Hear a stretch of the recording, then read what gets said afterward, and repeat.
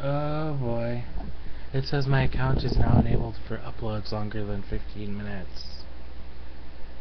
Oh boy.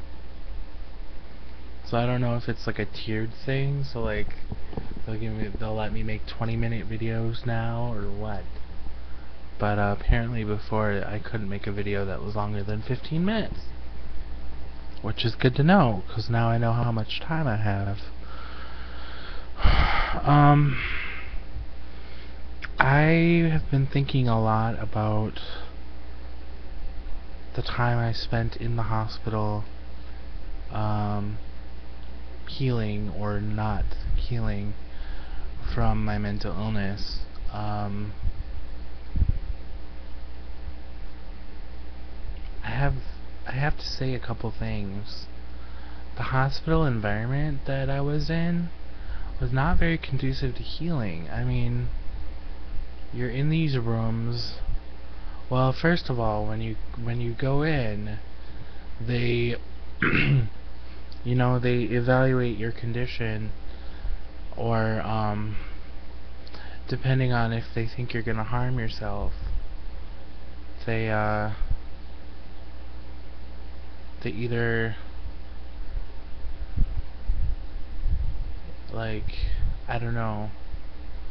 I just remember being in this room that was like solid cinder block walls. It was like a fucking dungeon is what it was, and there were like fluorescent lights on the ceiling, and I don't know, I just think the whole thing about, fluorescent lights with cinder block walls, it's just not very conducive to mental healing. And I think they need to know that. Like, their environment that they have all these people in is not conducive to healing. So I remember being in this room. I don't remember exactly when they gave me hospital scrubs to put on, but I remember being in this room and feeling like I was stuck in like some kind of a tomb. Like, that's how this room felt. It felt like a place where you put dead people.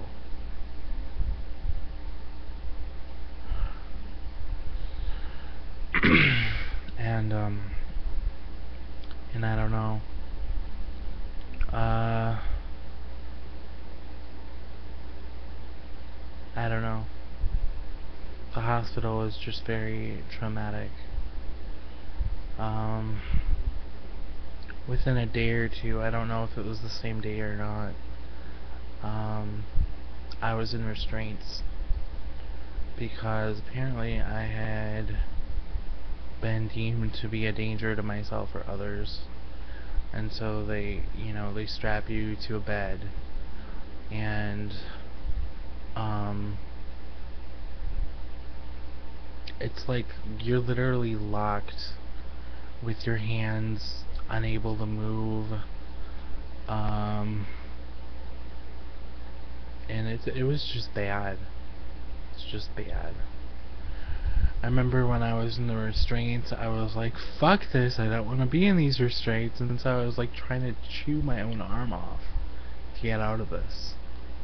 I was operating on this level of pure sorry. I was operating on this level of pure animal instinct, and I was just like trying to get out of these restraints. And I think eventually they gave me a needle and let me, that's what these places do. When you're it's really something that where people need to be educated about certain things, because there is a very good possibility that you can use nonviolent non-cooperation to resist what these people are doing, because what they're doing is very abusive in my mind. Um, you know, forced medication, they commit people, um, it's just very violent. The system itself is very violent towards people, and so I was violent back. Um, I remember a couple times, like, the nurses would come into my room and, you know, they would attempt to give me, like, medication or whatever else that they were supposed to be doing, and I would literally, like, kick them. I would kick them, I would hit them. I was not trying to be, you know, violent, trying to kill people, but I was trying to defend myself. And I don't know, I just finally they got to the point where they're like, okay, you're gonna hit your nurses, so I had to, like, wear these glove things, and that was how they handled that situation, is they had me wear these gloves. And I have to say, the care that I received, the quality of care that I received, really left something to be desired. I mean, the nurses, depending on who they were, some nurses were okay. Some nurses were very, they were very, like, much, I don't know, abusive or something. Like, they didn't know, and they were neglectful as well. They were neglectful.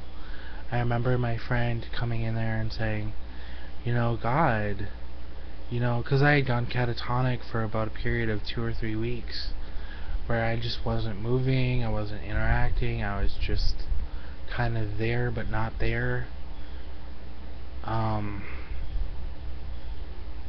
And I don't really remember anything from the time that I was catatonic.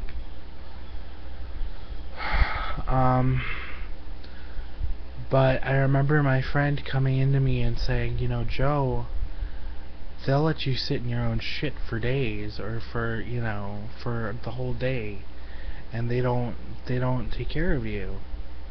And so she was really angry with them for that. Like, they were just really neglectful. And what ended up happening is after this time of laying there with, like, you know, no movement and everything in my body, I had a blood clot that developed in my leg, and it went to my lungs, and I stopped being able to breathe normally. And thank God some of the nurses were very, you know, kind, nurturing people, and they got me out of there. They talked to the psych doctors and were like, we have to get him down to a medicine unit because he has a blood clot, and we have to take care of the blood clot. Well, the blood clot happened because they were neglectful. The blood clot happened because they were, my friend had said, you know, when somebody's bedbound, you have to occasionally move their legs or do physical therapy with them, and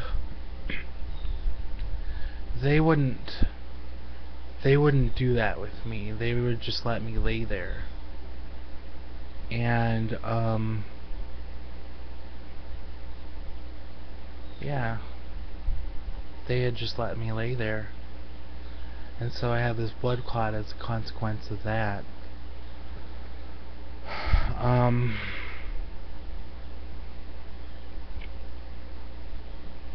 So anyway,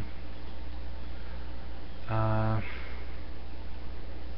was down in the medicine unit, and of course, the medicine unit, they're a lot more caring, but they have all these monitors on you, and like a heart monitor and a breathing monitor and all this other stuff. And eventually I got to the point where I was like in this totally weird state of mind, and I was talking to my nurses, and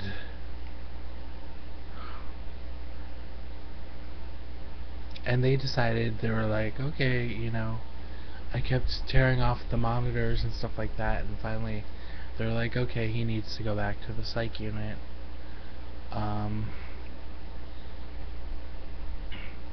So I went back to the psych unit, and I don't know, I'm sorry. The hospital was just hell on earth. It just was.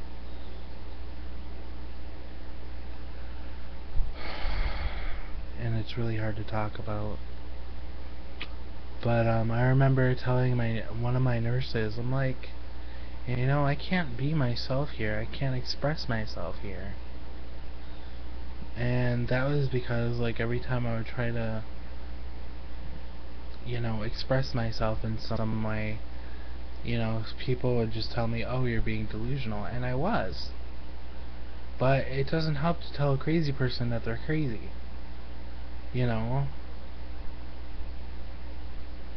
there's no therapy. Like, they don't have psychologists coming in to talk to you therapeutically. They don't have somebody there that's just there to listen. Those nurses are working like 24/7 round the clock just to like fill out their damn paperwork, So there's no healing that happens there. They just give you medication, and that's the end of it. They just force medicate you and then treat you like a second-class citizen with no rights. And yeah, it's crazy. It's absolutely insane the way they treat patients when you're hospitalized for psychiatric reasons. I think that's because there's bias towards those who display mental illness. There's a us and them thing. We're not crazy, but they are. So like the nurses would joke around about, oh, hearing voices and shit. Like they would joke around about the conditions of their patients. And it's like, you wouldn't joke around about a cancer patient. You wouldn't joke around about somebody with like asthma or something. So why the fuck would you joke around about somebody who has a mental illness? I mean, I think these people, I'm sorry to say this, but actually I'm not fucking sorry. These people need fucking sensitivity training is what they need. 'Cause they have no sensitivity there. I mean, and half those people are burned out. I mean, when I was there, I heard somebody who was African American say, oh, I'm sick of cleaning up shit after these white people. It's like, he said it within earshot to another black employee. And it's like, gee, thanks. I thought caring for patients was part of your job. If you don't want to do that, LaShawn, fuck, get a new job, work in a different ward, fuck,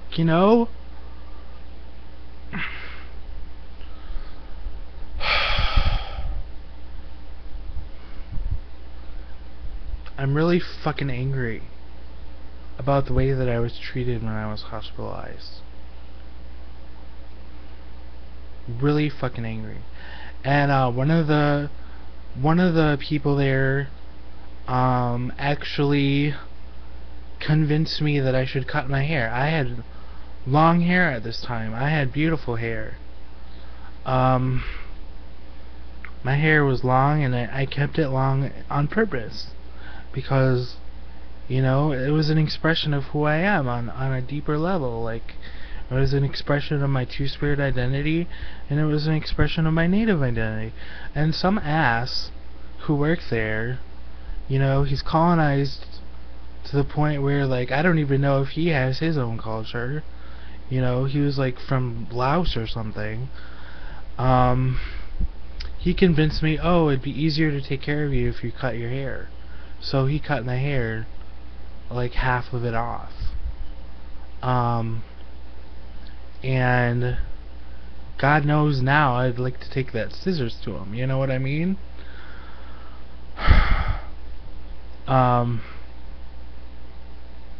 It's just the care that I received there was not good. And I realized they have a lot of people to care for. They have, you know, really severe cases of people that have gone off their meds or not taking care of themselves, or, you know, that are really far gone with like schizophrenia or whatever else they might be experiencing. And they need psychological, you know, they need care. But even they don't get the care that they deserve. Nobody comes and talks to them like they're a human being. You know, I mean, I think those psych nurses probably feel like glorified babysitters, and they treat their patients like they're little children. And again, I think they need sensitivity training.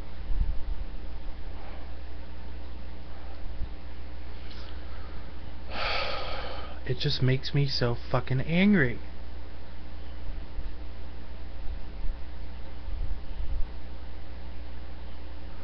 But I'm gonna close this up. Thank you for listening. Matakiwas.